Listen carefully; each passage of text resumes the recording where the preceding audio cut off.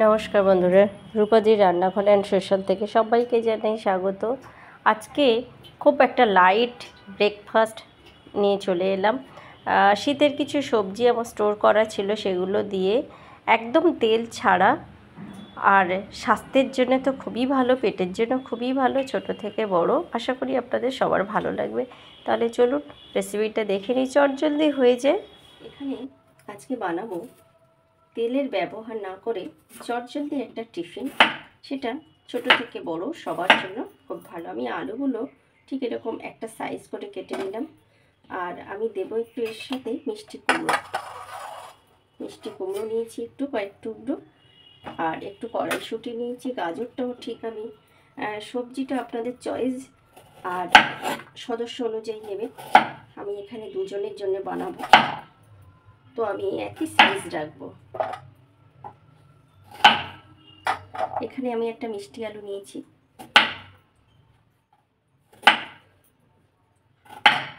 সব আমি দেখুন একসাথে সব একই রকম করে নিয়েছি। একটু মিষ্টি কুমড়ো, গাজর, একটু গোল আলু, লাল আলু, আর একটু টমেটো, আর একটু কড়াইশুঁটি এবং ডাল।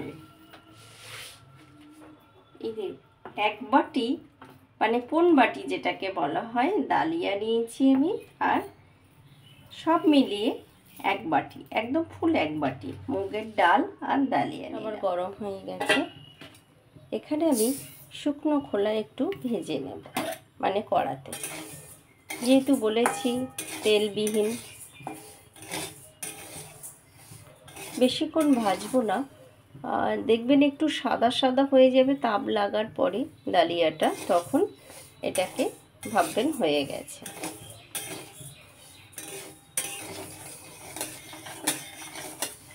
দেখুন কালারটা চেঞ্জ হয়ে গেছে, সব সাদা সাদা হয়ে গেছে। এবার আমি ডালটাকে জল দিয়ে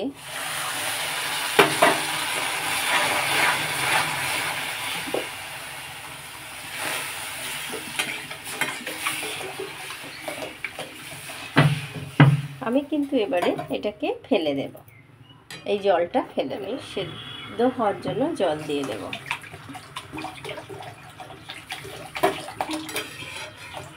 একটু বেশি করে দিতে হবে, কারণ ভেজিটেবলগুলো সেদ্ধ হবে। আর ডালিয়াটা টাইট ভালো লাগে না, পাতলা পাতলা বেশ ভালোই লাগে। তো লবণ আর দেব চিনি, দিয়ে দেবো আমি কাঁচা লঙ্কা দুটো, আমি একটু ফাটিয়ে দিয়েছি, আর সবজিগুলো দিয়ে দেব। শীতের সবজি, এখানে ভাজার কোনো প্রয়োজন নেই। ব্রেকফাস্টের জন্য অয়েল ফ্রি, যথেষ্ট হেলদি এবং শরীরের জন্য ভালো। আপনারা এর সাথে ফুলকপি অ্যাড করতে পারেন, খুবই ভালো হয়, কিন্তু ফুলকপিটা আমার বাড়ন্ত আছে, এই জন্য দিতে পারলাম না। আমি এখানে খুব সামান্য একটু হলুদ দেব, ফুটে দেবেন হলুদটা, এরকম নাড়িয়ে নাড়িয়ে হলুদটা দিলে আর কোনো হলুদ দলা বাঁধবে না, আর ফুটে দিলে হলুদটা ভালো সেদ্ধ হয়ে যাবে। যেহেতু আমার আগে দিতে একটু দেরি হয়ে গেছে, লাইট একটা কালার হবে, এমনি ঝাড়ি দেবেন, তাহলে দেখবেন আর আপনার হলুদটা জমাট বাঁধছে না। একটু ঢাকা দিয়ে দিই, একটু দেখে নেব কি অবস্থা, কতটা জল দিয়েছি দেখুন।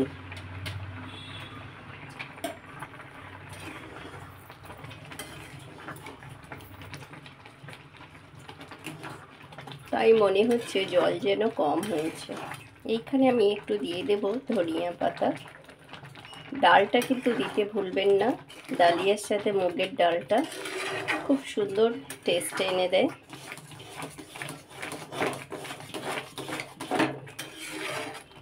লাস্টের দিকে এসে একটু গোল গোল করে ঘোরাবেন।